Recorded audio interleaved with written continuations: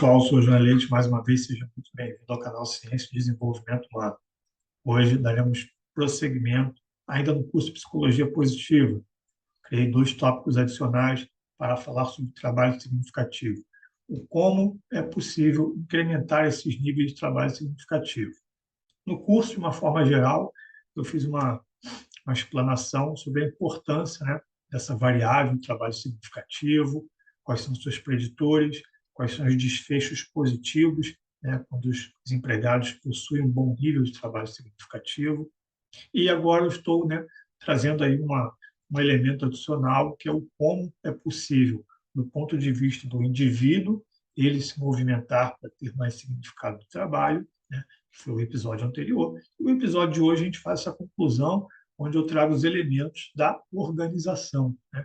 O que a organização precisa se antenar, principalmente os líderes, gestores, os líderes, né, que eles são responsáveis por essa execução. Então, quais são as etapas, o que eles precisam prestar atenção, o que é importante para que eles cumpram a parte deles no âmbito organizacional, para fazer com que as equipes tenham essa visão, né, de um trabalho mais significativo e, em virtude disso, né, melhor engajamento, melhor desempenho e por aí vai. Ok? Então, se você ainda é novo no canal, não deixe aí de dar o seu like, né, curtir o episódio aí dessa aula de hoje, não deixe de assinar, né, e comenta aí. Se tiver alguma dúvida, volta e vê o pessoal que tem alguma dúvida, aí comenta. Né? Tem gente que dá alguma dica, esse negócio aqui, pô, não poderia ser não sei o quê. Então, essa interação é bem interessante, né? E agrega bastante. Eu procuro sempre, tanto possível, responder o mais rápido. Mas às vezes demora um pouquinho, ainda por conta de algumas outras atribuições. Porém, né, fica aí esse convite para você também compartilhar esse conteúdo com os seus gestores, com as pessoas da sua equipe, né, com as pessoas que você conhece e que podem ter um bom uso desse conhecimento. Vamos divulgar aquilo que é bom, positivo, né, para agregar valor para a nossa sociedade, um melhor desenvolvimento. Ok? Fiquem comigo e vamos lá. Então é isso aí, galera. Então, esse é o episódio de número 15, né, do curso de Psicologia Positiva. Lembrando, no episódio anterior eu falei sobre quais seriam, né, os principais tópicos por parte do indivíduo para aumentar os níveis de trabalho significativo. Então, hoje, para complementar, né, serão outros tópicos do ponto de vista da organização. Né? O que a organização precisa promover, né? Incentivar para ampliar esses níveis de trabalho significativo e, com isso, né, ter um desdobramento positivo no âmbito da organização. Vamos lá?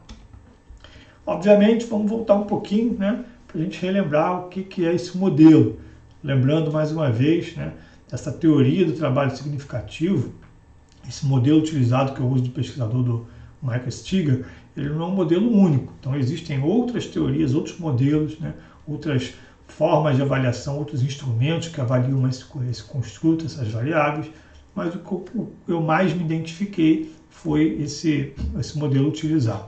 Inclusive, foi utilizado na minha pesquisa de mestrado. Então, vamos relembrar o que é esse modelo, que é um modelo de 3 fatores. Tá? Então, o primeiro é o significado positivo.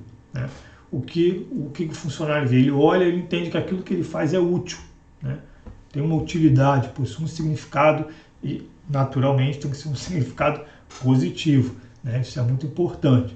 Dependendo da atividade da pessoa, ela pode identificar que aquele negócio lá pode até ter um significado, mas não é um significado positivo. A segunda é a criação de significado. Então, por meio do trabalho, ele cria significado.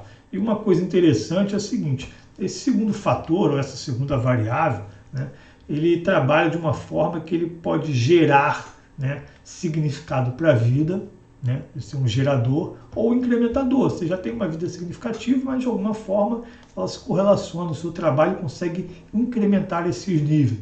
Ok? E o terceiro, que é aquela coisa do bem maior. Né? Esse fator ou essa variável, ela remete muito a um outro conceito, uma outra teoria que tem um trabalho como o chamado. Tá? Então existem algumas teorias aí que abordam essa questão do trabalho como um chamado. Então envolve um pouco essa questão desse fator, que dentro dessa teoria é uma das variáveis, não é a teoria por completo. Então o que é isso aí? É aquela situação que o indivíduo entende que o trabalho transcende a sua pessoa, né? Então aquilo contribui num nível muito maior do que para a vida pessoal dele ou familiar. Então tem uma questão social, enfim, transcende, né, a atividade básica que ele exercita, né. Eu me lembro muito, um exemplo muito simplório, mas é muito interessante. De há muitos anos atrás, eles entrevistaram um motorista de ônibus, que ele acabou mudando a trajetória da linha, né, porque ele percebeu que uma das linhas que estava no ônibus ia perder o horário da prova do Enem. Naquela época já tinha a questão da prova do Enem, e isso realmente é uma importância muito grande para o jovem, né? Porque se ele perder aquilo ali, ele vai ter mais um ano para depois prestar aquele negócio novo, quer dizer, mais um ano de ansiedade, estresse, de angústia. Então ele fez aquilo ali e as pessoas, no repórter foi entrevistar, ele falou, pô, o meu trabalho, né, é conseguir levar as pessoas em segurança no tempo adequado que elas necessitam, né? Então olha aí, o cara com uma visão dessa, óbvio que, infelizmente, né, muitas vezes as pessoas que, vamos dizer assim, têm um trabalho no nível mais operacional, isso não tem nada a ver com ser um trabalho mais nobre ou não, todos os trabalhos são nobres, mas um nível assim, mais operacional, é difícil a pessoa ter essa mentalidade, essa sabedoria, mas esse cara tinha, né? Então ele enxergava ali uma situação de que ele estava fazendo um bem à sociedade, ele conseguiu exercer a função dele, né, e fazer aí um grande feito para aquela pessoa, então ele fez a diferença. Agora vamos ao que efetivamente interessa, que é o core do episódio de hoje, né? Então lembra lá que no episódio anterior foi o modelo Prisma, né? Que eu trouxe alguns elementos relacionados ao que o indivíduo, o colaborador ou o funcionário deveria trabalhar, pensar, executar para que ele próprio se movimentasse e elevasse os níveis de trabalho significativo, beleza? Hoje é uma visão do ponto de vista organizacional. O que os gestores, CEOs, a alta administração tem que se preocupar para promover essa visão, né, de um trabalho mais significativo para que tenha um melhor engajamento, né, um melhor desempenho, um menor índice de workaholismo, de burnout e por aí vai, ok? Então o que é esse karma aí? Primeiro, né, obviamente esse karma está linkado aí a uma sigla das variáveis em inglês, a gente tem a tradução aqui. Então primeiro seria clareza, de clarity. Então as organizações elas precisam ter uma visão, né, e missão, é uma coisa importante, né, seja claramente partilhado em todos os níveis. Então vamos lá, um adendo interessante, né? Eu trabalhei muitos anos com gestão e naturalmente as empresas têm sistema de gestão, que tem grande cadeia de fornecimento, fornecedores. Às vezes a empresa não tem um sistema de gestão, mas eles têm que vender para uma outra empresa que exige que tenha alguns critérios, não sei o quê. Então, em geral, né, boa parte das empresas tem esse estabelecimento de visão e missão. Tá? E aí o que seria essa missão e visão? A missão, né, é a razão de ser, a razão de existir a empresa. Ah, eu vendo não sei o quê. Óbvio que o pessoal faz, né, uma descrição um pouco mais elaborada, eu estou falando aqui de uma forma mais simplória. Mas de uma forma mais clara e objetiva, né, é por que a sua empresa existe? Ah, eu vou vender tortas. Ah, mas as minhas são tortas finas geladas. Tá? Eu vou vender paraquedas. Então, a minha missão é fazer paraquedas no prazo, na qualidade que o cliente deseja. Por aí vai. O que é visão? Onde é que você quer estar daqui a 5 anos? Daqui a 10 anos? Qual o posicionamento que você quer ter? Né? Que tipo de produto você quer ter? Que tipo de visão você quer que o cliente tenha da sua empresa? Né? Então, a visão é aquilo que você quer alcançar lá na frente. Okay? E qual é a grande questão aí? Né? Muitas empresas, né, eu vi isso ocorrer muitas vezes, que eu trabalhei muito com auditoria, acaba fazendo isso porque tem que fazer. Ah, por que você tem? Ah, o cara fez lá, botou num quadro, aí tem quadro bonito, né? Principalmente as empresas que têm sistema de gestão, eles têm que ter isso no quadro lá, e o pessoal comunica, bota no site da empresa, manda e-mail, os gerentes fazem evento, né?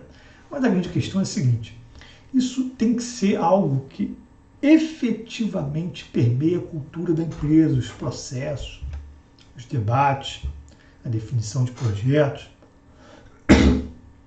Ou seja, isso tem que ser algo que permeia o rumo que a empresa toma. Né? Então é importante, pensa aí você, né? Quantas vezes alguém, um gestor, um líder, né, um diretor, Falou, não, a gente não vai por esse lado porque isso não tem a ver com a nossa missão, isso não está alinhado à nossa visão. Ou a gente tem que fazer isso porque senão a gente não vai concretizar a nossa visão. Né? Isso aí é meio que assim, um indicador de, vem cá, a gente vivencia esse negócio de visão e missão, ou a gente fez porque todo mundo que abre empresa faz, aí é legal, né? Isso realmente está sendo um rumo, a gente está concretizando isso, a gente executa a nossa missão, então isso tem que ser pensado. Né?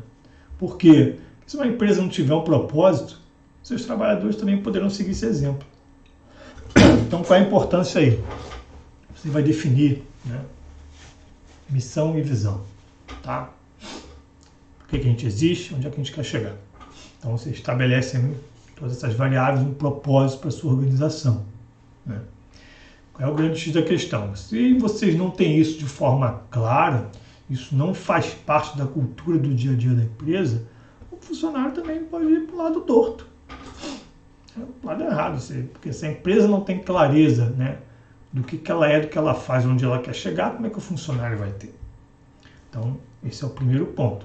Então, tem que ter essa clareza e ela tem que ser claramente partilhada em todos os níveis, beleza? O segundo ponto é a autenticidade, authenticity. As organizações elas devem seguir a sua própria missão. Né? Os líderes devem se comportar de forma ética e honesta. Aí tem aquela história. Se o propósito é falso, né, isso aí mata o significado. Então, um falso propósito e exploração no sentido, né, de explorar as pessoas de uma forma equivocada, né, isso acaba com o propósito. Então, vamos lá. O que as organizações devem seguir sua própria missão? É aquela história. Né? Vou pegar o do líder para depois jogar na organização. Aquele cara que fala uma coisa e faz outra. Simples assim. Eu vi isso várias vezes. Né? Vocês têm que cumprir horário, cumprir os prazos do projeto, não sei o quê. Aí vai ver, o cara tirava 2 horas de almoço, o cara chegava sempre tarde, saía cedo. Então, assim, são coisas incompatíveis. Né? Então, você tem uma situação onde o líder, né, cobra trabalho exige uma linha, uma situação, uma conduta, né? Sendo que, por outro lado, ele não executa aquilo. Então, isso aí está desbalanceado. Né? Então, qual é a questão? Essa é a mesma coisa com a organização. A organização ela tem que seguir sua própria missão. Obviamente, a organização não existe, né? É um ser abstrato. Não tem um ser andando pelos corredores, eu sou a organização. Não, a organização é feita pelas pessoas. Então acaba recaindo sobre quem? Sobre esse pessoal, a liderança. Né? Principalmente. Porque eles são os responsáveis, né, por executar e cumprir a missão e concretizar a visão da empresa. Esses caras, né, são lá os, vamos dizer assim, se fosse o exército, os oficiais. Eles é que vão guiar os soldados, né, os blindados, a frota marítima, os aviões, eles é que vão fazer as coisas acontecerem. Então, esses caras, eles têm que vivenciar essa missão. Eles têm que tornar isso algo concreto e real. E tem que ser de forma ética e honesta. Tá? Então, hoje, acho que principalmente nos dias de hoje, né, a gente vem aí tendo gerações, né, que cada vez menos, tá, se adequam ou seguem líderes que não têm essa questão dessa base ética e da honestidade. Então, para gerações atuais aí, esse negócio de o cara faz um negócio e, entendeu, tá metendo o pau fazendo outra coisa, é um problema, né? Então, assim, é muito importante, tá, que o líder tenha essa pegada, tá? E aí, se as pessoas sentem que esse propósito é falso, que elas estão sendo exploradas, né? O que é uma de exploração? É aquela história. Pô, gente, a gente tem que viver o chamado, né? Eu já vi isso em algumas empresas, né? Vocês têm que fazer isso, que a gente está fazendo isso, que vai melhorar isso. Pô, legal. Só que o cara está falando tudo isso lá e o pessoal está ganhando uma merreca, o cara está multimilionário, né? E os empresários e os funcionários se matando de trabalhar recebendo uma merreca. Muitas vezes sem todos os direitos que deveriam ter e por aí vai. Mas o cara usa, né, essa aurora, né, essa egrégora, né, para angariar a galera, né, para pegar pelo coração. Só que vai chegar um momento que se isso for falso e as pessoas se sentirem exploradas, elas matam o significado. O que acontece? O tiro sai pela culatra. As pessoas vão perder o nível de engajamento, né, vai aumentar a intenção de saída da empresa e as coisas em algum momento vão dar ruim. Beleza? Segundo, respeito. Respect. Né? Obviamente, construir relacionamentos positivos. Ó, psicologia positiva. Lá na aula falando sobre relacionamentos positivos. Tá? Então, olha aí. Ó. Olha a importância. Pô, manda pro teu líder, pro teu gerente, pro pessoal da tua empresa. Bota isso aí, cara, como uma referência. Ó, curso com esse conteúdo, de forma gratuita. Ah, mas eu quero, de repente, fazer uma palestra. Aí me avisa, manda aí um comunicado aí. Tem meu site aí no canal, tá? Tem todos os contatos. Faça uma palestra, um treinamento, alguma coisa. Isso aí vale ouro, né? Então é um conteúdo muito bom, né, para ser posto em prática para as empresas, tá? Então vamos lá. Construir relacionamentos positivos e eficazes em uma organização começa com a liderança, modelando respeito, criando oportunidades para interações benéficas, né? Então, o que é isso aí? O cara que trata funcionário que nem bicho. Lascou. Não pode existir. Trata com preconceito, com desdém, né? Sentindo superior, cara arrogante. Isso aí tá fora. Dificilmente um cara desse vai conseguir manter uma equipe de alto desempenho, onde ela considere altos níveis de trabalho significativo e tem um grande engajamento, né? E bons resultados. Tá? Então isso para mim é até uma questão básica, né? Algumas dessas questões são tão básicas para mim de uma forma geral na vida, né? Essa questão de se comportar de forma ética, honesta, né? Construir relacionamentos positivos. Então o que o líder tem que fazer, né? Ele tem que tratar as pessoas com respeito, ter uma linha direta.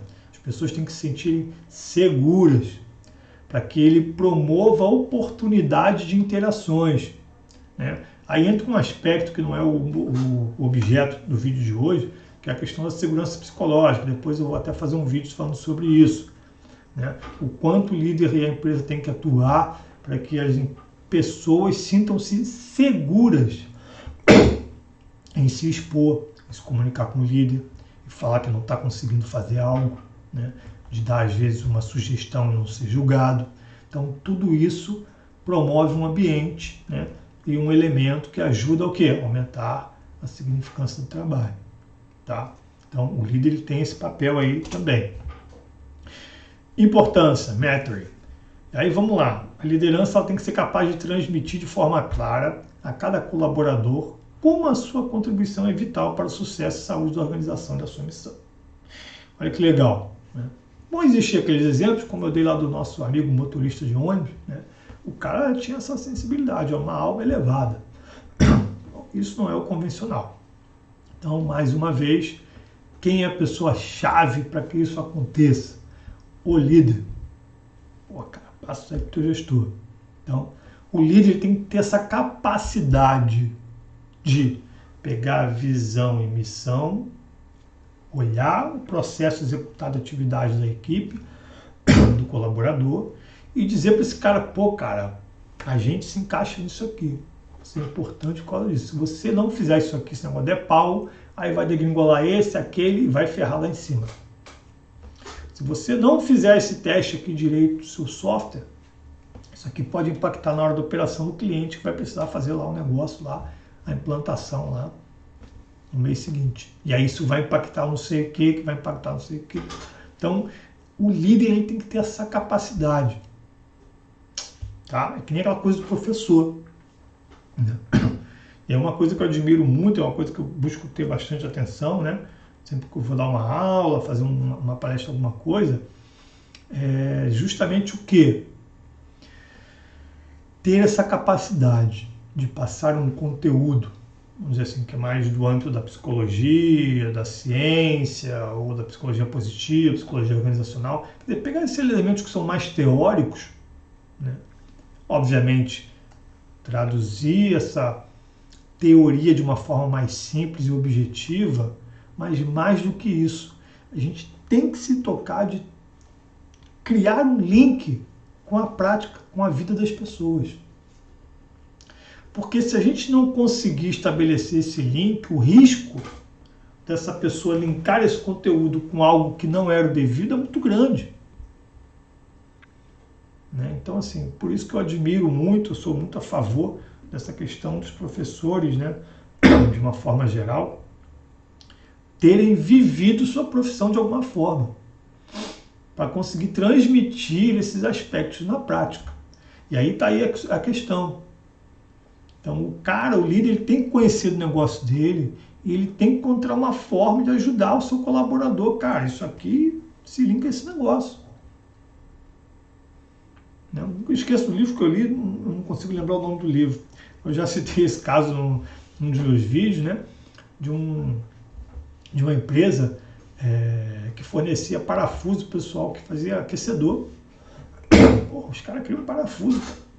Então, pô, o cara é um peão fazendo parafuso o ano inteiro. Final do ano o cara juntou o povo lá e falou: olha só, gente, estou orgulhoso de vocês, todos vocês devem estar, porque esse ano o inverno está em X, um dos mais rigorosos que a gente já teve na nossa história. Tá?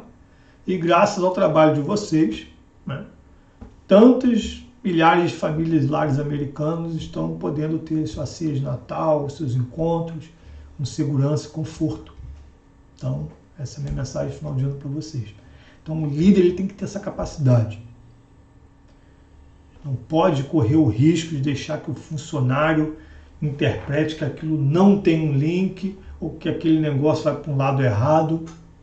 Né? Por quê? Porque você perde a oportunidade de estar tirando o melhor do seu colaborador, o melhor da sua equipe. Porque se ele achar que aquilo não tem significado, aquilo ali é uma gotinha de veneno todo dia. Uma hora a pessoa murcha e vai querer sair fora, vai ter um adoecimento, alguma coisa errada. O desempenho vai para o brejo. Então o líder ele tem que ter essa atenção. Tá? E aí vai um alerta para quem está na alta administração. Né? Vocês efetivamente estão capacitando os líderes, estão fomentando isso. Né? Se você é diretor, você está fomentando a tua liderança, né? Dando subsídio, suporte, né? Questionando eles para saber se eles têm essa capacidade. Porque você tem que fazer esse exercício. Né? Pô, eu aqui no meu nível, eu vou dizer que esse cara aqui que faz, né, atendimento ao cliente, é o meu gerente geral de atendimento, eu vou explicar para ele, cara, olha só, se você não cumprir as tuas metas aqui, a gente vai dar ruim aqui, porque a gente vai impactar o pessoal aqui do desenvolvimento. O pessoal do nível de desenvolvimento é uma mão de obra cara, a gente tem uma equipe sênior lá, que são os caras bam, os caras são caros. Então, caro no sentido de, pô, o HH dele não é barato. É óbvio que é justo porque os caras desenvolvem as grandes soluções.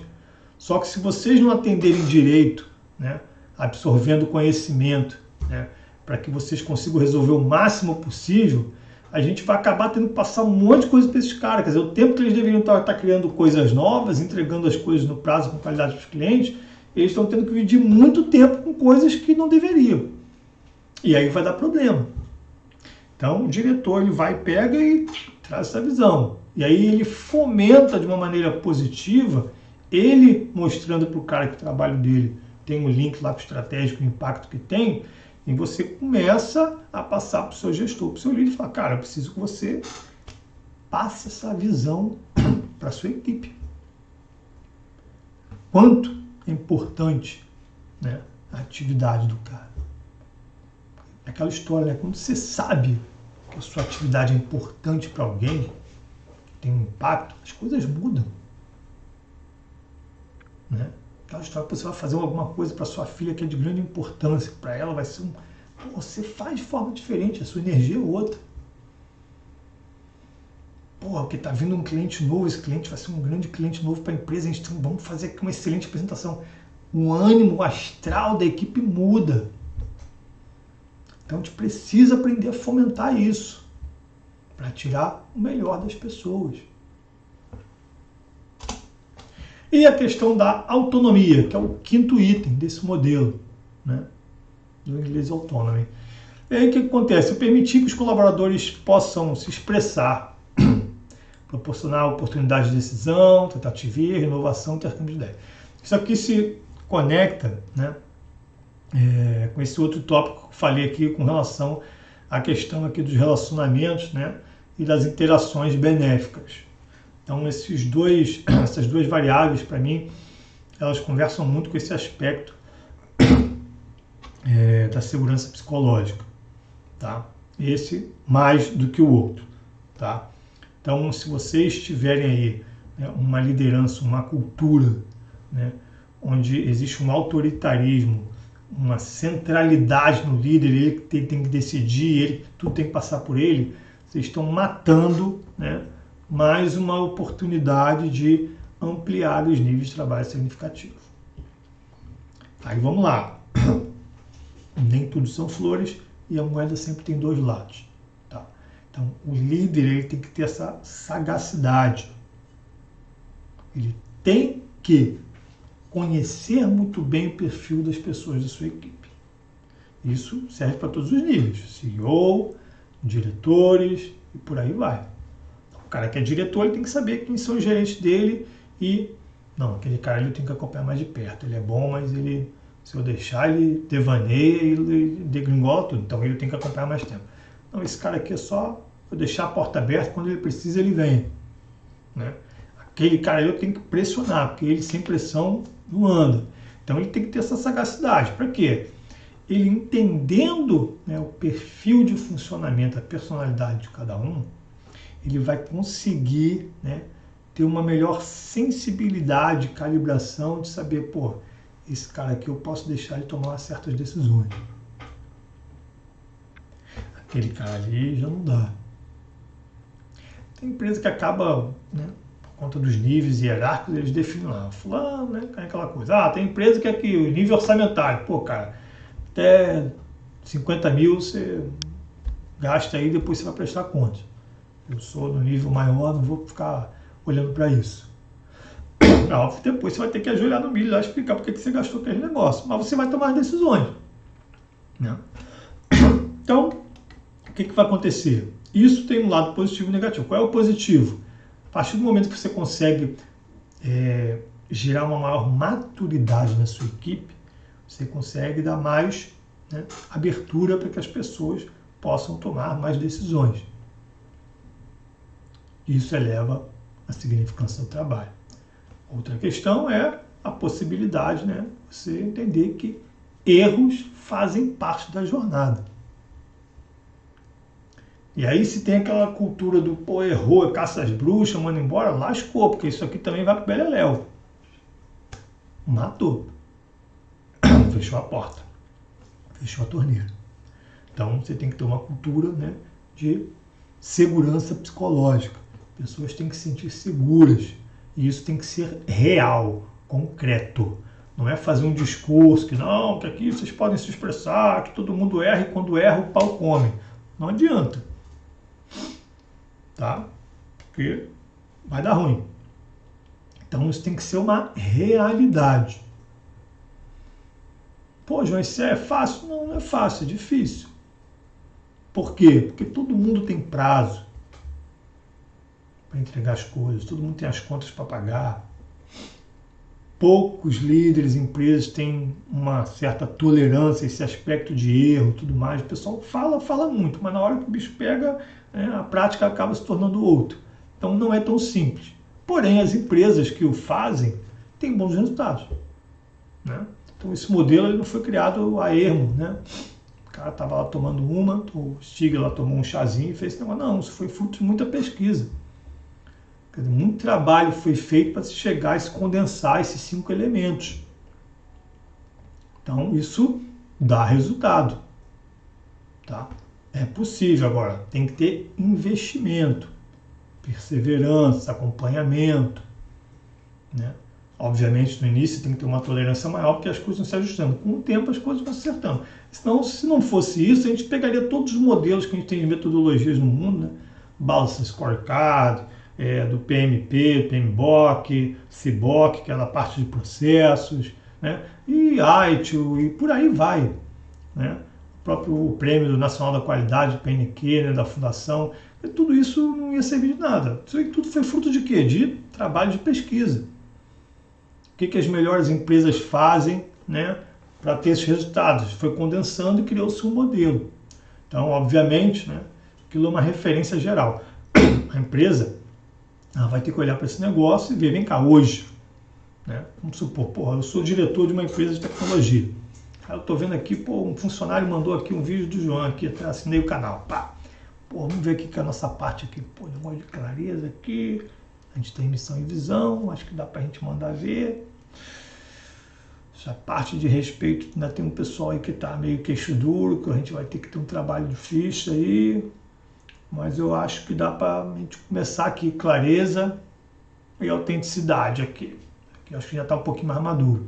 E os outros a gente vai fazer aos pouquinhos. Então, vai aos poucos. Vai no seu passo. Vai da forma que é adequada à cultura da sua organização. Né? A natureza não se modifica da noite para o dia. Né? Então, não se trata de olhar um vídeo, e aí é tudo lindo, maravilhoso, fácil, e aí você vai e as coisas mudam em uma semana. Não. Se planeje, se organize e vamos lá. Agora, se ficar também só no mundo das ideias, que eu sempre falei lá no início do curso, sabe para que serve isso aqui se você não aplicar? Não serve para nada. Não muda nada. Né? Então, assim, qual é a visão? A visão é, pegou isso aí, como é que a gente pode fazer para implementar esse negócio? A gente consegue implementar na íntegra? Não, então o que a gente consegue hoje? 30%. Faz os 30%. Consolidou os 30%, agora consegue o quê? Agora a gente consegue mais 15%. Faz mais 15%. Vai chegar um tempo, 1 ano, 2 anos, que você vai ver que é o seguinte, tá todo mundo vivenciando isso de uma forma natural. Né? Um exemplo que eu sempre brinco, eu falei com um amigo meu quando estava abrindo empresa, eu falei, cara, toda árvore frondosa um dia já foi semente. Ninguém nasceu, né? Uma mega árvore com frutos e sombra e tudo mais, não. Tem que ser semente, tem que ser regado, dá praga, corta, poda, não sei o quê, às vezes parece que vai morrer, mas recupera, faz parte. Então é o meter a mão na massa. Ok? Espero que você tenha gostado do episódio de hoje, tá? Não deixa de dar uma curtida e não deixa de multiplicar, vamos multiplicar esse conhecimento, galera. Um grande abraço, fiquem com Deus.